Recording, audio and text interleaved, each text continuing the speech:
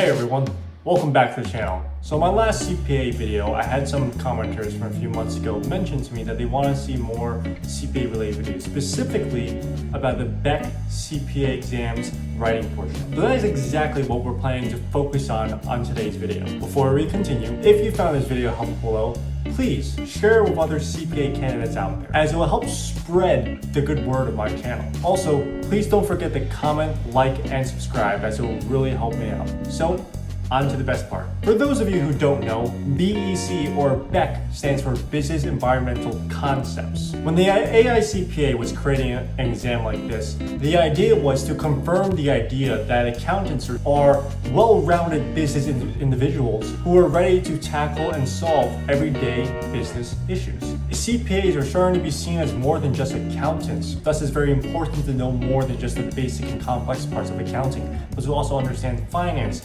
managerial accounting, economics. CPAs are now starting to become more than just a CFO. They're starting to become the CEO and other general business leaders. This BEC CPA exam goes out of its way to test you on IT, concepts and controls, economics, managerial accounting, finance, and etc. Now onto the writing portion of this exam, because one thing you should know is that the writing portion of the exam only accounts for 15% of the full grade, and it's actually fairly easy. At the end of the day, the writing portion of the CPA exam is graded by a computer, not a human. And the computer grader seems to be very lenient on their grading criteria. If you were studying using the Becker CPA program and went to go watch the Skillmaster videos about any writing portion, right, you will see that a lot of the instructors will spend 10 minutes, but half of those 10 minutes talking about how you should structure your exam and how you should avoid if not all grammatical mistakes as possible, as many as possible rather. And then the other half of the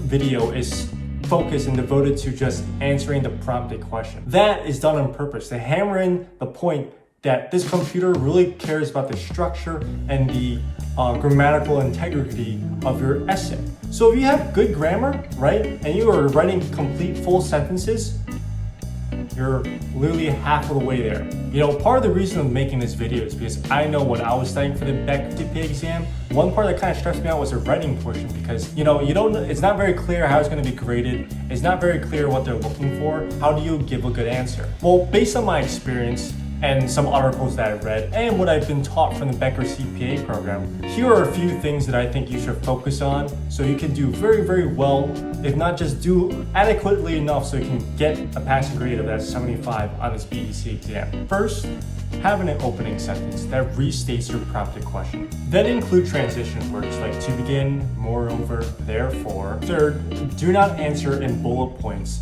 just like I am ironically doing here.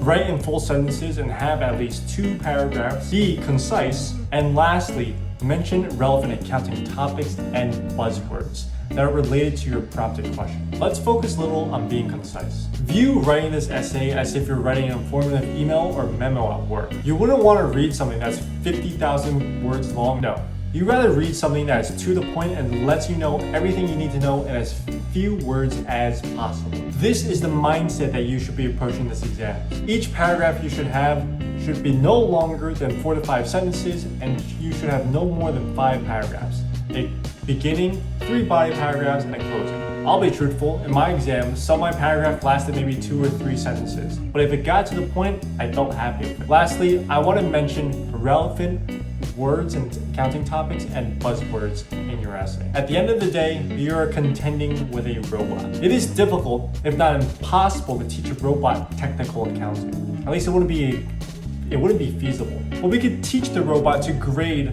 by looking at certain words that relate to our prompted question. Let's say the question prompt was to educate your boss on internal controls related to the sales process. From this prompt, I can identify 2 key words, which are sales and internal controls.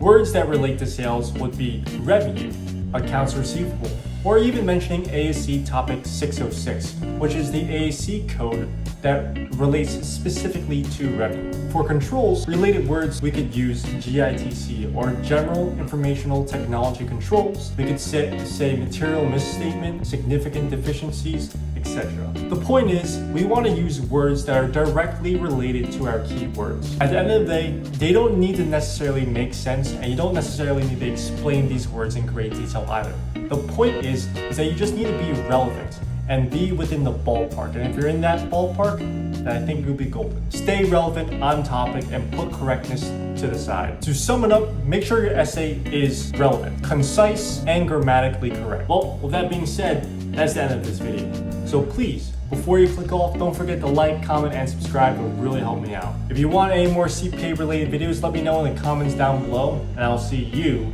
in the next video. Boom!